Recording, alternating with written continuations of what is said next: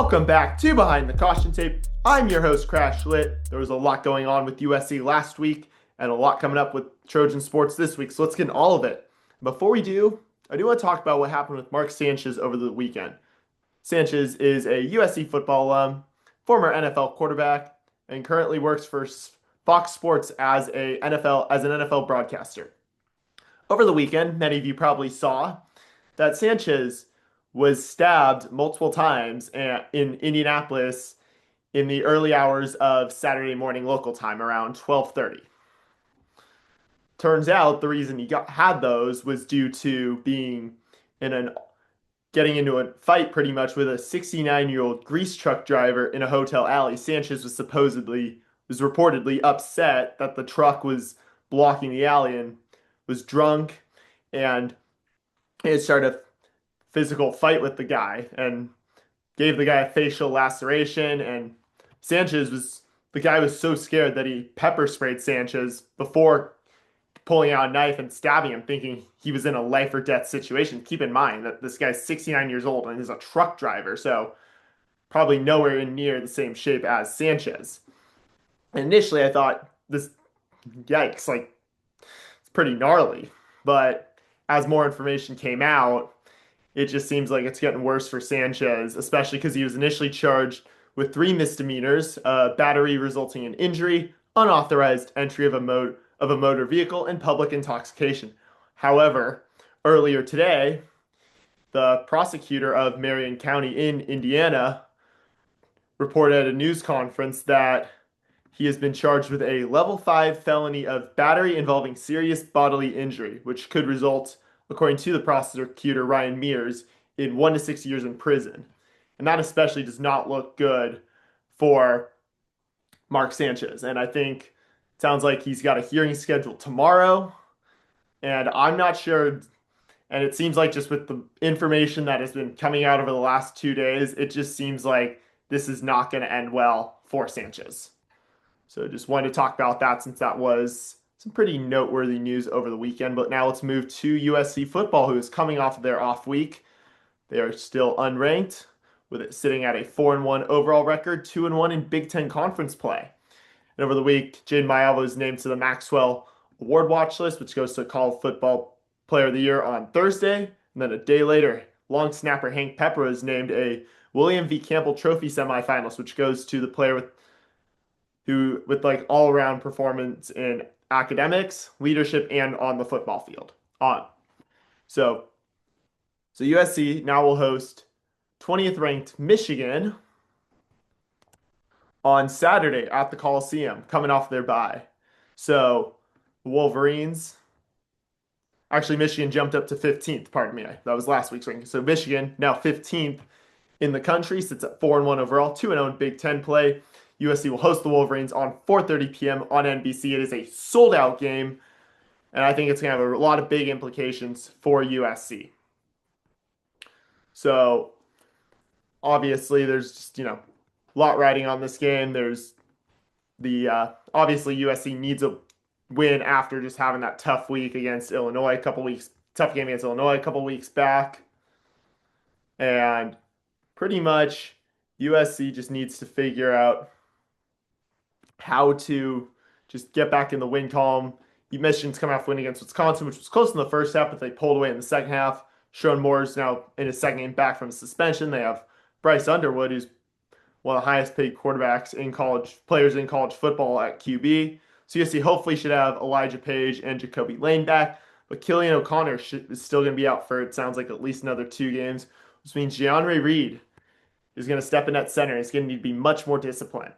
And honestly, it was a little disappointing with Reed against the Fighting Illini, because guys started over 25 games at Syracuse, comes in and is expected to be the starting center for getting beat out by O'Connor. But just how kind of a little just careless and undisciplined he played with a few penalties. Obviously started to get better as the game, but just those 2 penalties he committed, just the false start, and especially just the ineligible receiver downfield, where he just drifted due to not even being in trying to fend someone off of the quarterback or trying to help a teammate out. Just the fact he just floated down there past where he was allowed to was really tough to see. And so hopefully he cleans that up and is working on, especially now that he is working with the ones. So, but yeah, overall, USC needs to just have be better defense, specifically in the secondary and reduce penalties. And hopefully the offense will have more versatility, especially if Jacoby Lane can come back and just hopefully just have a few guys like Alex Graham and just others just be ready and just hopefully just USC can just get some guys healthy because the injuries were definitely an issue, especially I mean DeCarlos Nicholson was cramping a little bit and then they've had Prophet Brown out, Alex Graham's just coming back, Elijah Page, Killian O'Connor, Jacoby Lane, list goes on, but hopefully just this off week has allowed some guys to get healthy that have been crucial to USC's success both last year and were proven that they were good players, and then also guys who've taken that step up this year and assumed a bigger role on the team. So, a little news from both men's and women's basketball. Big Ten Media Days are on Wednesday and Thursday in Chicago. I actually did apply for a credential to cover it for Behind the Caution Tape. Unfortunately, the Big Ten office did reject them, citing apparently this podcast does not meet the criteria, one or more of the criteria set by the conference, which I had that same issue with football. Didn't have any issues getting credentialed for Big Ten volleyball media days though this summer. So I don't know. I have applied, but I'm not expecting it to get approved. But hopefully it does. I mean, I'd love to find a way even last minute to try to get out there to cover it because I think it'd be really great to talk with the coaches, talk with the players who are going, and really just get an idea of what's going to be about, especially just how I think it is just go to one of these events, sit down and just, really get to, talk with, like I did for Big Ten volleyball media days. For those of you who didn't watch that, I did do an episode from there, talked about what I saw from just the whole conference, heavily focused on USC and got interviews with head coach Brad Keller and players Adanya Famuina and Leah Ford. So hopefully it comes through. Just wanted to give a little info on that. Speaking of just some stuff, be sure to subscribe to this podcast wherever you get it. If you want to watch the video version, subscribe to my YouTube channel at CrashLit. Be sure to follow me on social media at CrashLit. I drop question boxes every Sunday morning, so that way you can get your questions in, which I will read at the end of this episode. And also, be sure to check out the last episode I did on Friday, where I interviewed Roy Newaser, better known as the USC Psycho, the man who has not missed a USC football game in over 30 years and has a streak of 400 straight and counting. So just wanted to get all that info out there now. As we now turn to women's volleyball. Team had a tough week after coming for their first Big Ten home games of the year. Lost 3-1 to Indiana, scores 25-15, 22-25, lost 15-25, 25-22, 25-19, 25-20 on Friday. Mia Taverdi led with 17 kills. Abigail Mullen had 3 aces. Leah Ford had 5 blocks. Reese Messer had 45 assists. And Lyndon Weege had 10 digs. USC blew Indiana out in the first set, but the Hoosiers just didn't responded well and won the next 3 sets. And I mean, I'll give a lot of credit to Indiana. They're playing good volleyball. I met when I was at Big Ten volleyball media days this summer. I probably, aside from the USC team that was there, and in addition to the players, coach, and staff, I probably talked most extensively after SC with the IU staff. I met their comms their SID, their sports information director, as well as one of their camera guys, and also did briefly get to chat with their head coach, Steve Aird. So just giving that, and especially because of that, I was also, saw their press conference. Just seemed like Aird was pretty confident that this was the year they were going to turn the corner, and so far they're living up to that. So they're a good team. I will give them a lot of credit for it. But yeah, it's definitely tough, and tough to see USC just see the Hoosiers just bounce back and just really just grit out 3 wins because they were close, but the Hoosiers were in control for those next 3, and that's ultimately how they won, just gritting it out. And I think they just are really could be a good program. So I'm interested to see how they do the rest of the year. Following night, USC had their second Big Ten home game where they faced Purdue and saw Lindsey Miller, former middle blocker and alum Lindsey Miller, return to Galen Center for the first time since graduating back in December. So they lost to Purdue in straight sets, 25-23, 25-18, 25-21 on Saturday. And I thought it was really great. Obviously, great crowd there. And then also just Brad Keller giving Lindsey Miller getting a welcome back, standing ovation, even a flower from Brad Keller. Monday game now. So Gabriel Mullen led with 10 kills, also had the lone ace of the match for the Trojans, and led with 3 blocks as well. Reese Messer led with 30 assists, and Weejay once again led with 12 digs. So it was a tight first set, but Purdue took, but then Purdue beat USC pretty soundly in the second set, leading to Keller making some pretty drastic changes in the lineup. So I thought, but USC still lost despite playing a little bit better. Most notable one was Gala Trubin, moved from defensive specialist to play for Adanya Famuina and moved to libero in place of Taylor Decker. And then Danny Thomas Nathan came in at that outside defensive specialist spot. So USC is now 10-4 on the year, 1-3 in conference play. They have dropped to 22nd in the nation after that loss. But hopefully they can just bounce back. They have 2 manageable chances to do it this week. When they host Oregon on Thursday night at 6 p.m. That game will be on Fox Sports 1. So big national TV airtime for the Trojans, which I think is super exciting to see them get that exposure. And then 2 days later on Saturday, they'll go to UCLA for the first of 2 crosstown showdowns, and that'll be at 12:30 p.m. on NBC. So Oregon is 11-3 on the year and 2-2 in conference play. And UCLA is 8-6 overall, 2-2 in conference play. So on national TV, like I said twice this week, with the opportunity to beat, I think that a new look Oregon team that has looked pretty solid under first year Trent Kirsten, and then a UCLA program that's been kind of up and down under third year head coach Alfie Raff. So interested in both those matches for sure, especially just can USC use these games just get back on track. Obviously it's a long season. They still got 18 more matches, but still definitely starting with 2 home losses in conference play isn't the best way to go. Let's move on to soccer now, who has moved to 7-3-1 on the year and 4-10 in Big Ten play after getting a 1-0 win at Oregon on Friday.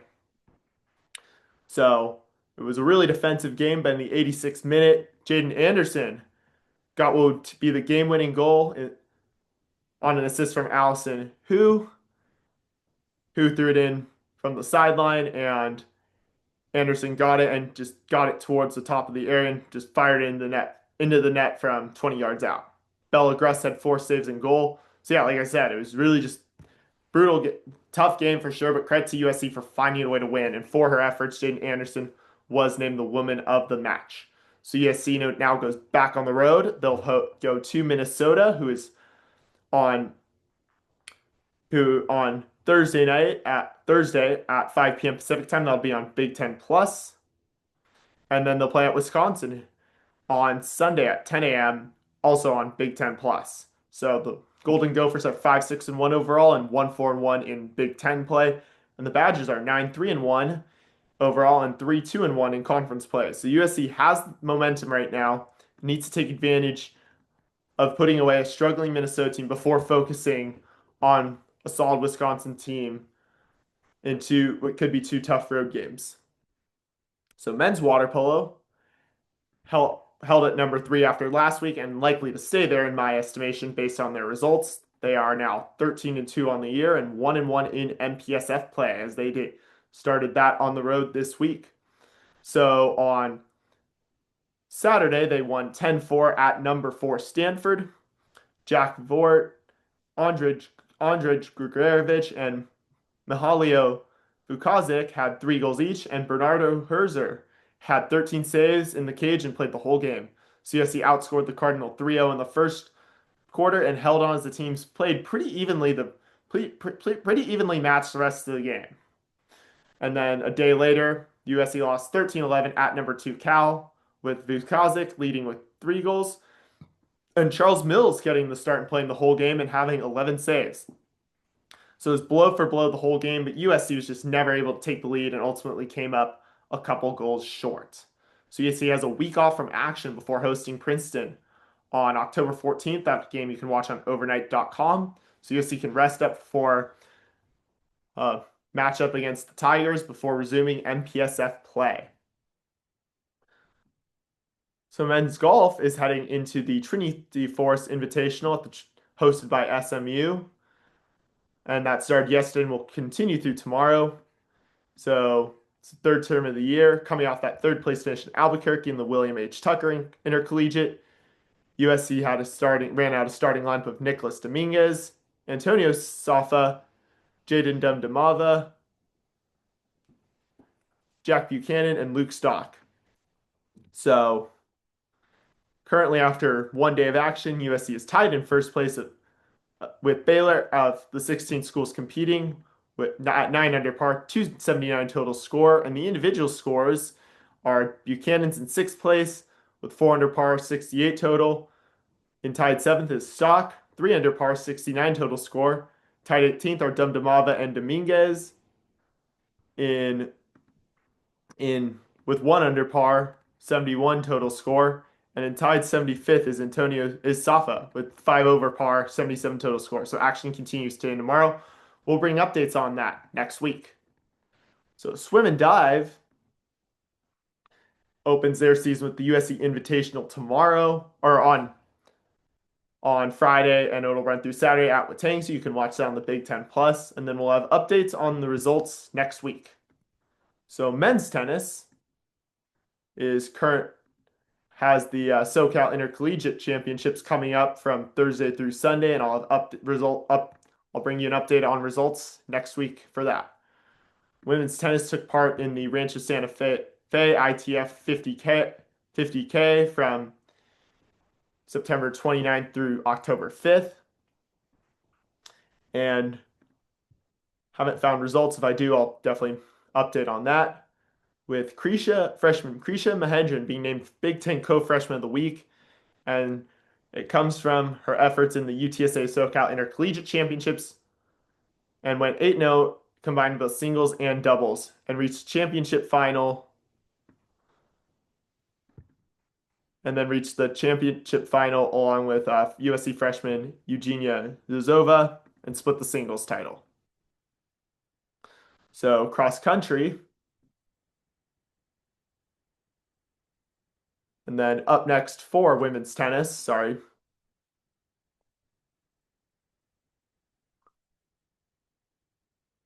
So up next, their next event will be the ITA Southwest Regional Championships in San Diego. They'll run from October 16th through 21st, so I'll talk more about that next week. Cross country finished 7th out of 22 schools with a score of 196 in the Pomona Pitzer Invite in Claremont last weekend. So in 28th individual scores was 28th Holly Prest with a score of 2240.0. 31st was Jacqueline Duarte with a score of 2247.0. 33rd was Haley Spoden, 2253.5. 43rd was Isabella Duarte, 2311.0. And in 92nd place was Paige Younger with a score of 2410.0. So USC improved on a much better result from last week. And up next, we'll take part in the Highlander Classic in Riverside at 8:40 a.m. hosted by UC Riverside on October 18th. USC did also add another event to their schedule, the John Elders Titan Invite on October 24th. That'll be at 5 p.m. hosted by Cal State Fullerton. So lacrosse had their first fall ball game on Saturday at San Diego State, but no scores or stats were reported. Up next, they have a pretty packed weekend coming up on the East Coast. We'll face UConn on Friday, Fairfield on Saturday, and Harvard on Sunday. And then in addition, beach volleyball announced their fall schedule. And we'll have several weekends of action starting this weekend when they take part in the West Coast tournament from October 10th through 12th. So I'll give you updates on what information is available from there. So that's all the stuff we have. So that's all the sports going on this week. And it is time for questions now. I got two questions this week, so we'll go through those. So be sure to look out, like I said at the start of the show, be sure to look out for the question boxes on my Instagram and my X. You can follow me on both pages at CrashLit. So the first question I got was from Carlos Leva at Leva CLJR, who asked, "What are your thoughts on Coach Musselman compared to Coach Enfield, good or bad?" So two-part question there. Carlos, I like the question. Hello. Thanks for thank you for the question. And I do want to start by saying I think I think Eric Musselman is a great coach. He's obviously had success everywhere he's been. Both he's had obviously, especially in college, he had the great run at Nevada, then solid stretch at Arkansas. Obviously, that last year didn't end too well, and then ultimately he came here and then had a rough first year here. But I'm really excited about this year. And not because he's dressing up in a football uniform and running out into an empty Coliseum thinking it's a home game when the football team's on the road. No, I'm excited because I think he's a good coach because I think he's actually, getting good players in the gym now. And I think obviously you could say, yeah, they have a full new look teammate in Crash, only one scholarship returner. That is true. But I would counter that with last year, he came in relatively late in the cycle. He was hired at the start of April and ultimately had to just scramble to put together just a roster that was primarily mid-major guys. Whereas this year, he actually was able to spend more time like actually getting the roster that he wanted of the right combination of guys and actually have a true big man in Gabe Dines. Got a great point guard from Maryland and Rodney Rice. They got a Rice who will be out for the start of the season, it appears.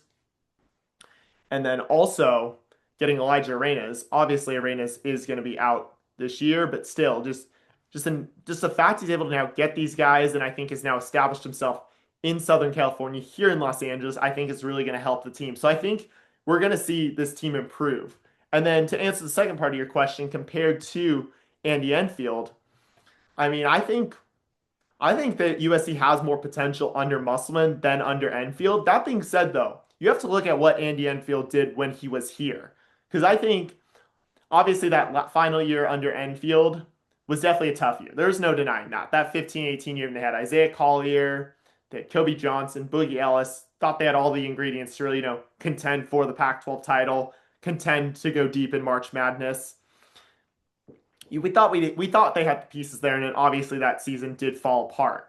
That being said, though, I still think that you got to look at what Andy Enfield did when he was here in his 11 years, and what he did, just helping make USC men's basketball, just relevant and fun again, and just good for the most part. Like I think you can't take that away. So while I think I like Eric Musselman better as a coach, and I think he's an upgrade compared to Enfield, I still think you can't just look at how Andy Enfield's tenure at USC ended and just be like, oh, he's a bad coach. So I feel like if you're asking me to compare, I'm happy with Musselman. I think he's better than Enfield, but I don't think it's fair to also call Andy Enfield a bad coach. And I'm obviously wishing him nothing but success and nothing but success at SMU. So I hope that answers your question, Carlos. And then the other question we got today was from Expo Los Angeles, who asked, "What are the top 3 USC moments you've experienced in person thus far?" And obviously, I've definitely had some. I have talked about these before, and so far I'd say they haven't changed since the last time I was interviewed about it. So I would say probably my top 3 are 2022. So my number 3 is 2022, USC UCLA at the Rose Bowl, Caleb Williams versus Dorian Thompson-Robinson.